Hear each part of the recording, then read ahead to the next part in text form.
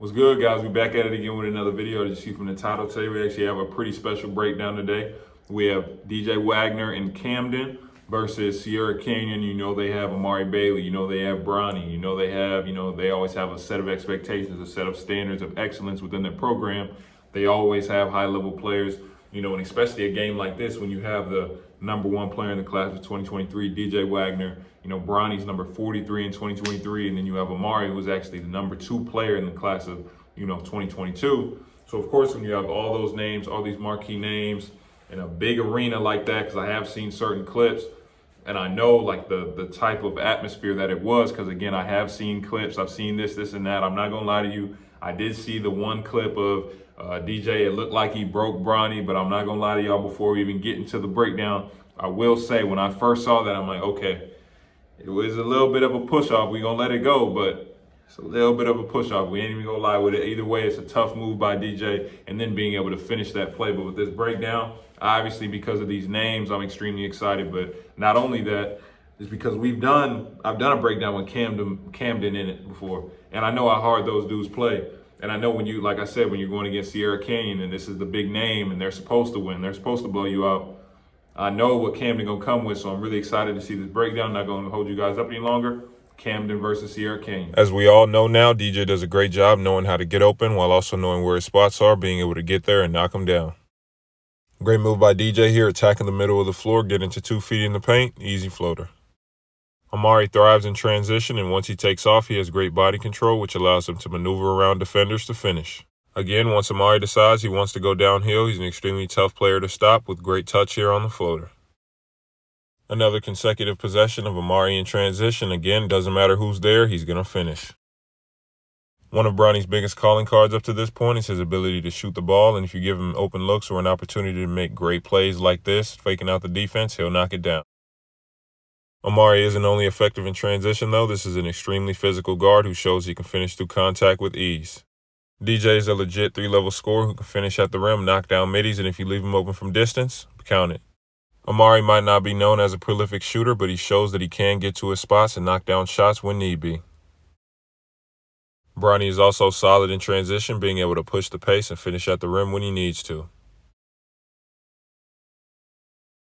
He also shows potential of what he could be as a two-way player, being able to get the block on one end, and once he gets the outlet pass, again push the ball in transition, attack the defense, and end up finding his open teammate for the 3. This was an exciting matchup to watch. On one end, you have DJ being extremely precise and getting to his spots and knocking him down, and on the other end, you have Bronny affecting the game in all facets with his tough pass. You can't forget about Amari, though, who play after play converted tough finish after tough finish, even with defenders draped all over him. Like I said before, if you leave DJ or Bronny open on the perimeter, you can go ahead and count it. This may or may not have been a slight push-off, but either way, this is an extremely tough move by DJ, again being able to get to a spot in the mid-range, bucket. Okay, Sierra Canyon versus Camden. DJ Wagner versus Bronny versus Amari. Before we even talk about those 3, the biggest names, the marquee names that are in the matchup, we're not even gonna mention the all the other players out there that can go, that can hoop, because you're not even playing in this game if you can't go. But before we just talk about even those specific 3, let's just talk about the matchup in general, right?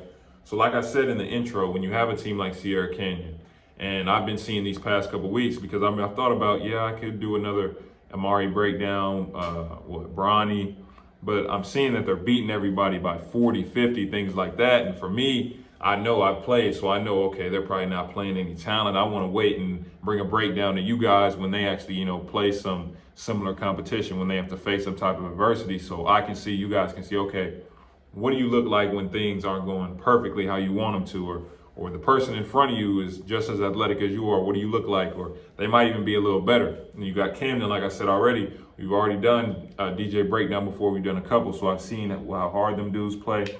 I see how they come with it every game. So of course, when I first turned it on, when I first, was looking at the game, I expected it to be a close game. I didn't think it was gonna be a blowout, just because I've seen Camden play before. And I know the type of talent they have even after DJ. I know that they still have dudes that are going to go D1 even after DJ on that team.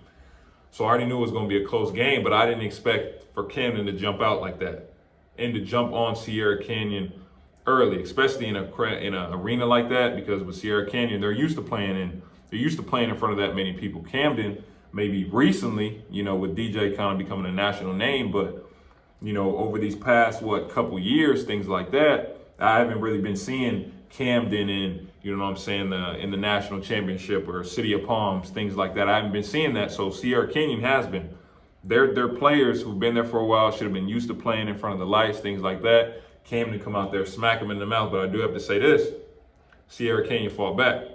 Sierra Canyon fought back. They played as a team, and they made the plays to be able to get them back into the game late. Now they didn't end up winning, obviously, but they did end up getting back into the game late. But let's just talk about those three that we were talking about in the beginning.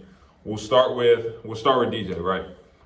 Remember my first breakdown on DJ, I found some really old film and I said, I'm not sure if this is the clear-cut number one. Like, I'm not sure. Usually with number one players, you can tell they're like really, really, like, they're better than everybody else in the class, and it usually isn't close, right? And then, we do the next breakdown. I think it was when he played EYBL. And I'm like, okay, I can see now. And then we just did the most recent one against Simeon when DJ played Simeon. Go check that out. And I said straight up, like, okay, now you can see why this is the number one player in the class. And it's extremely like, I don't think really people really understand how hard it is to be the number one player in the class when you're a 6'3" guard. And you're not a freak athlete, because I've told you this before, with rankings, they're ranking you off of potential and production. I mean, with certain players, they might give you a little bit more off potential. So you're going to have a 6'8" wing or somebody who's already ready, or you're going to have a Zion, somebody like that at the top. Rarely are you going to see a guard who's not a complete freak athlete, or, out here doing some crazy stuff. But to have DJ out there, this man had 21 in this game. He went 8 for 13, like extremely efficient. And you saw it in the breakdown. There's a difference between him and like a whole, really almost everybody else that you'll watch in high school basketball. And the thing is, because this kid right here, he's playing at his own pace. Like with a lot of top players, especially 5 stars, you'll see a lot of ISOs. I've said this before. You see a lot of ISOs really trying to do this and that. What makes DJ special is he's not going to do anything too crazy, which is why, some people say he's not number one. I even said it at first, because he's not flashy with it. But when you check that box score at the end of the game, you're like, oh, wait, he had 30. He had 30, maybe 12 of them was free throws. Maybe he had a couple, open threes, things like that. Maybe he came off some pin downs, hit some mid-range jumpers. But you look at that box score and he has 30 and his team won. This is why he's number one player in the class. And you saw it. There isn't, too much more I need to say about this kid. Like, extremely cerebral, technical with his game. He's a pro. Like, he plays like a professional in high school. So we'll move on, because he's that.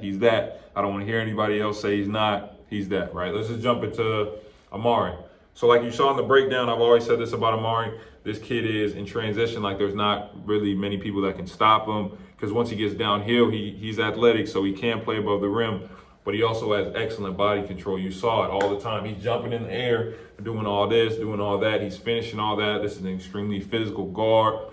He low-key a little stocky already, so you see he drive baseline. He bumping somebody, finishing over him. He getting the offensive rebound. He's going back into your chest. Like I say with guards all the time, you got to hit the big so they can't block the shot. He's doing that already. So his transition to college for him, I see he should transition pretty well, just because how physical he is, how he plays the game.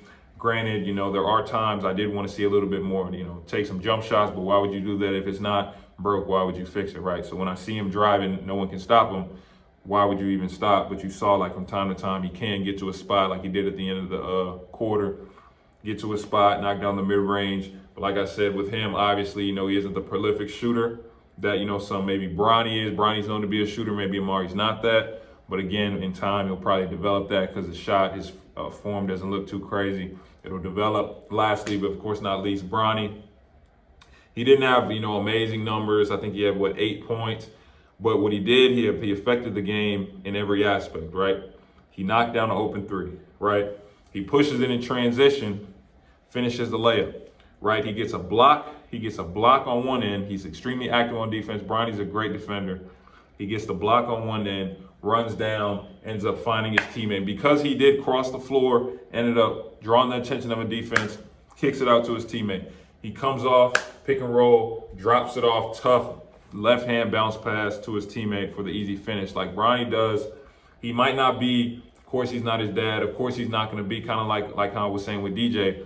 You know, they're not flashy, they're not going to do this and that, they're not going to have all these wild plays, right? But Bronny, he basically does everything you want a basketball player to do. He competes on both ends, he can knock down open shots, he can handle the ball without turning it over, he can create with his teammates. Now he might not be out here dropping 40s and things like that, but this dude can affect winning, and everything he does on the court leads to winning. But for all of these players, just even to see just high school basketball like this, it's extremely high level basketball. Like I said, shout out to Sierra Canyon for fighting back. Shout out to Camden for getting the dub. But for all three of those players, as well as the rest of both rosters, they really put on a show out there. I really enjoyed watching the game. You know, I hope we have a lot more of those coming in the future, not just with those teams, but with more. Like, share, subscribe, turn on post notifications. Appreciate you guys watching. Remember, if you want the one-on-one evaluations or the subscriber breakdowns that goes on my channel, hit my website. Like I always say, appreciate you watching. I'll see you next time with the next video.